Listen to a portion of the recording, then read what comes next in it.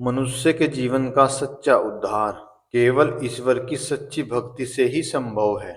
जब तक मनुष्य सच्चे हृदय से उस परमात्मा को नहीं पुकारता, तब तक उसे वास्तविक उद्देश्य का बोध नहीं होता और वह यह नहीं समझ पाता कि वो संसार में क्यों आया है और उसे किस मार्ग पर चलना है।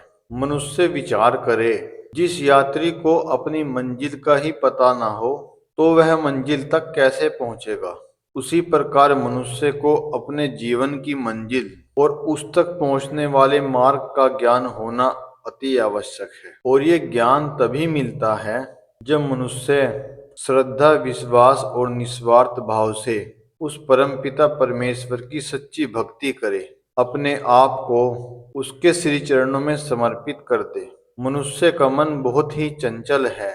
वो मनुष्य को धर्म के मार्ग से हटाकर अधर्म के मार्ग की ओर ले जाता है। इसलिए मनुष्य को मन का गुलाम नहीं बनना चाहिए, अपने विवेक को जगाना चाहिए और हर कर्म करने से पहले स्वयं से पूछना चाहिए, क्या ये मेरा कर्म धर्म के लिए समर्पित है।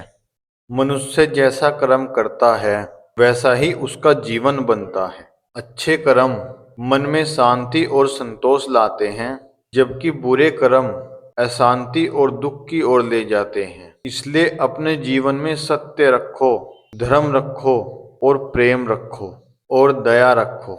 मनुष्य संसार के रिश्तों में प्रेम खोजता है, परंतु संसार के रिश्ते सभी परिवर्तनशील हैं, जो समय समय पर बदलते रहते हैं। इसलिए मनुष्य को उस परम रिश्ते को पहचानना चाहिए जो जन्मों जन्मांतर तक उसकी आत्मा के साथ जुड़ा हुआ है, अर्थात उस परम पिता परमेश्वर का रिश्ता जो उस आत्मा के साथ जीवन से पहले भी था और मृत्यु के बाद भी होगा।